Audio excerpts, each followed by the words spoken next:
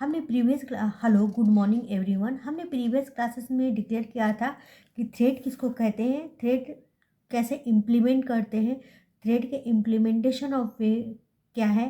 तो थ्रेड का हमने बताया था कि 2 टाइप से थ्रेड इम्प्लीमेंट करते हैं। इसके बाद मैंने डिस्कस किया था कि जो 2 तरह से हम थ्रेड इम्प्लीमेंट करते हैं उसमें सबसे बेनिफिशियल थ्रेड कौन सा है, रनेबल है या एक्सटेंड है, ये मैंने प्रीवियस क्लासेस में डिस्कस कर दिया था। आज हम बताने जा रहे हैं कि जो थ्रेड होता है 2 टाइप का थ्रेड होता है, एक यूजर थ्रेड एंड एक डेमन थ्रेड। यूजर थ्रेड किसको कहते हैं, जो यूज़र क्रिएट करता है, जैसे कि हम क्रिएट करते हैं थ्रेड को इम्प्लीमेंट करके रनेबल करके, वो हमारा यूज़र थ्रेड है। डेमन थ्रेड का क्या कहते हैं, डेमन थ्रेड उस थ्रेड को कहते हैं जो कि सर्विस प्रोवाइड कर रहा था। जैसे JVM जो हमारी सर्विस प्रोवाइड कर रहा था वो कौन सा है, जावा है। जावा अपने आप में एक थ्रेड की तरह काम करता है, ठीक है। उसे हम क्या कहेंगे, डेमन थ्रेड कहेंगे। जो मेन थ्रेड है हमें डेमन थ्रेड करेंगे, और जो हम उस सर्विस के अंदर जो थ्रेड क्रिएट करते हैं उसे हम यूजर थ्रेड कहते हैं। देखिए, अब हम यूजर थ्रेड का डेफिनेशन क्या देंगे, यूजर थ्रेड का डेफिनेशन देंगे, in Java use threads have a specific life cycle and its life independently. Java एक ऐसा थ्रेड है जो इंडिपेंडेंटली वर्क करता है अपने लाइफ साइकिल को of any others thread. JVM Java virtual machine waits for any of the user thread, wait करता है any of user thread to complete its task before terminating. जब तक वो अपना टास्क नहीं कंप्लीट करेगा तब तक हमारा थ्रेड टर्मिनेट नहीं हो। It's when user thread 1 finish JVM termination vehicle with program along with user thread जो हम बनाते हैं, जैसे T1 हमने थ्रेड बनाया तो उस थ्रेड को कौन टर्मिनेट करेगा, JVM टर्मिनेट करेगा। उस थ्रेड का मैंने बताया था कि थ्रेड का मेमोरी लोकेशन भी होता है जो कि स्टैक होता है। स्टैक में जितने भी हम थ्रेड बनाते हैं वो सारे स्टैक में स्टोर होते हैं, ठीक है। और अब हम डिस्कस करने जा रहे हैं कि डेमन थ्रेड किसे कहते हैं। Daemon thread in Java, daemon thread are basically reflected to as a service provider. Service provider का मतलब जावा एक ऐसा थ्रेड है जो सर्विस देता है। सर्विस का मतलब जिसके अंदर बहुत सारे लोग काम करते हैं, बहुत सारी चीज़ें को वो प्रोवाइड कराता है, उसे सर्विस प्रोवाइडर करते हैं।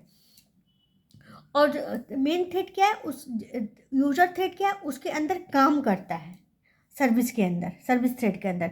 There are basically 2 method of daemon thread के 2 मेथड होते हैं, जैसे कि हम जानते हैं कि set daemon and is daemon, ठीक है। मैंने बता दिया था कि 2 टाइप के थ्रेड होते हैं, यूजर डेमन थ्रेड और user thread. Daemon thread are 2 basically parity thread. Daemon thread का जो पैरिटी होता है वो लो होता है, ठीक है, और जो यूजर थ्रेड का पैरिटी होता है वो हाई होता है, ठीक है। Always run for ground, always जो मेन थ्रेड होता है ऑलवेज कहाँ रन करता है, बैकग्राउंड में रन करता है, और जो डेमन थ्रेड है वो हमेशा बैकग्राउंड थ्रेड के ऊपर रन करता है। User thread non daemon are designing to specific complex for perform. अब हमें इतना हो गया, ये डिफिनेशन है, आपको दिखाई दे रहा होगा, तो इसे आप राइट डाउन करके इसे पढ़ सकते हैं, लिख सकते हैं, और जो मैंने बोला है हिंदी में उसे भी आप इससे कंपेयर कर सकते हैं। अब हमारा हुआ कि अब हम डेमन थ्रेड को कैसे कॉल करेंगे। मैंने क्लासेस ए बनाया, एक्सटेंड किया थ्रेड को मैंने बताया था कि टू वे से हम अपने थ्रेड को क्रिएट कर सकते हैं, न्यू थ्रेड को। तो हमने एक्सटेंड कर दिया, पब्लिक डी नेम किया, सुपर किया, एक कंस्ट्रक्टर बनाया, वॉइड थ्रेड नेम किया, एल्स किया। अब हमें यूजर थ्रेड, हमें जब भी डेमन थ्रेड कब होगा, डेमन थ्रेड कब रिप्रेजेंट करेगा, जब हम स्टार्ट होने से पहले, स्टार्ट कमांड थ्रेड को स्टार्ट होने से पहले हम अपने थ्रेड को चेक करेंगे कि डेमन थ्रेड है कि नहीं। क्योंकि जब हम थ्रेड स्टार्ट करते हैं तो दूसरा थ्रेड वो जब तभी हम चेक करेंगे, जैसे कि हम यहाँ पे लिखे हैं T1 सेट डेमन थ्रेड है। स्टार्ट को T1 को स्टार्ट करने से पहले ही अपने सेट को हमने थ्रेड को डेमन कर दिया, ये हमें बताएगा कि ये डेमन थ्रेड है। और डेमन थ्रेड क्या, उसे देखने के लिए, उस डेमन थ्रेड बनाने के लिए क्या करते हैं, सेट डेमन 2 दे देते हैं और स्टार्ट बाद में करते हैं। क्योंकि यदि हम पहले स्टार्ट कर देंगे तो हमारा थ्रेड टर्मिनेट हो जाएगा स्टार्ट होकर रनिंग मोड में जाके, इसलिए हम पहले सेट डेमन ट्रू करेंगे, इसके बाद अपने थ्रेड को स्टार्ट करेंगे। इसी तरह दोनों। अब हम क्या क्या अब हम डिस्कस करेंगे कि थ्रेड क्लासेस के कितने मेथड है। वेट है, नोटिफाई ऑल है, इल्ड है और स्लीप है। ऑब्जेक्ट का जो वेट है, स्लीप और वेट में डिफरेंस क्या है? तो वेट ऑब्जेक्ट क्लास का मेथड है, जबकि स्लीप हमारा थ्रेड क्लास का मेथड है। ठीक है, वेट में डिफरेंस क्या है? वेट हमारा हमेशा लॉग को रिलीज करता है ऑफ करंट थ्रेड। लॉग को रिलीज करने का वेट क्या होता है? कुछ टाइम टेकन लेके, अपना टाइम लेके अपने ऑटोमेटिक अपने मतलब टाइम लेके अपने आप वो बैकअप हो जाता है, अपने आप उठ जाता है, अपने आप लॉग को रिलीज कर लेता है वो मतलब वो ज़्यादा। और स्लीप क्या है? सो जाता है, उसका टाइम ड्यूरेशन का कुछ भी पता नहीं कि वो कब उठेगा, क्या करेगा, वो सो जाता है कुछ टाइम के लिए। तो हम इसको कहते हैं वेट थ्रेड को log is a release by current thread.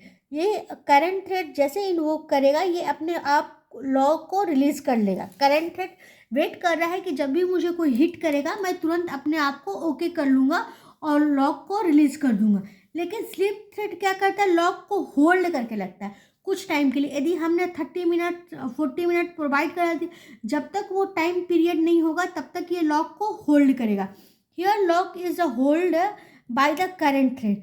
और जब तक होल्ड करके रखेगा, जब लॉग को होल्ड कर लेगा बाय द करंट थ्रेड, जब तक करंट थ्रेड होल्ड नहीं करे। इसमें क्या है? ये लॉग को रिलीज करता है। लॉग को रिलीज करने का मतलब है अपने आप बैकअप हो जाना, अपने आप लॉग को रिलीज करना। और होल्ड पे रखना मतलब स्थिर हो जाना, है ना। ये लॉग को रिलीज करता है वेट, और स्लीप लॉग को रिलीज नहीं करता है। अब हम देखेंगे कि नोटिफाई क्या करता है। नोटिफाई थ्रेड को बताता है कि कितने थ्रेड हमारे वेटिंग में है और किस थ्रेड को हमें रनेबल में पहुंचाना है, हिट करना है। जैसे कि हमने हमारे साथ 3 थ्रेड रन करें, T1 T2 T3। अब हम चाहते हैं कि ऐसा प्रोग्राम रन करें कि T1 रन हो जाए, इसके बाद T1 जैसे कि हमने इसका हम डिस्कशन बाद में करेंगे कि नोटिफाई नोटिफाई ऑल एग्जांपल में दिखा के बनाऊंगी आपके सामने कि नोटिफाई कब वर्क करेगा और नोटिफाई ऑल कब वर्क करेगा। मैं अभी सिर्फ डिफिनेशन दे देती हूँ। डिफिनेशन में है कि notify is a set of notification backup of only single thread. ये सिंगल थ्रेड को ही जगा पाएगा, सिंगल थ्रेड को ही बैकअप कर पाएगा, instead of multiple thread are waiting in thread monitor.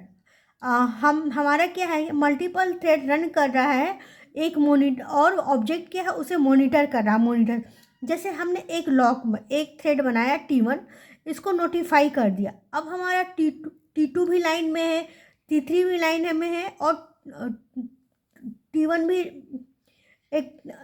भी लाइन में है, T2 भी लाइन में है, और T3 भी, तीनों लाइन में।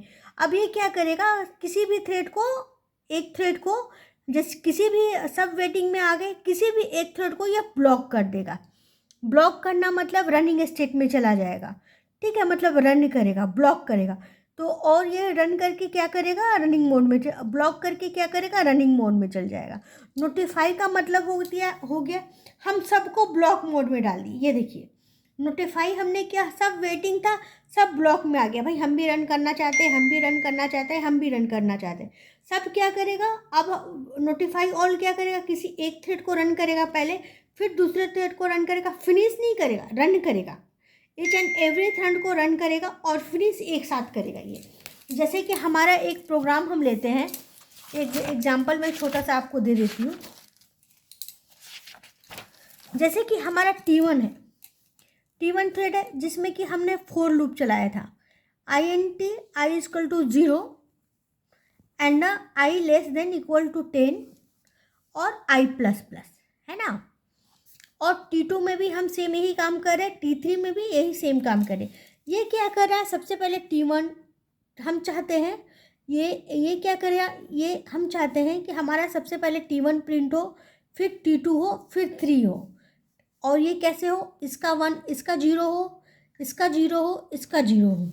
फिर ये क्या करें, इसका T1 का करें, फिर T1 1 हो, फिर T2 2 हो और T3 T हो।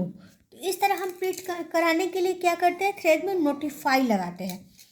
और एक कंसेप्ट है थ्रेड का ज्वाइन। ज्वाइन किस लिए लगाते हैं, ज्वाइन हम तब लगाते हैं जब हमारा T1 का मतलब T1 है, T1 1 to 10 तक प्रिंट कर दे। डायरेक्ट हमें चाहिए, इस वे में नहीं चाहिए। हम चाहते हैं कि T1 अपना पूरा टास्क समाप्त कर ले तब T में इंटर करें। इसलिए क्या इसके लिए हम क्या करते हैं, ज्वाइन लगाते हैं।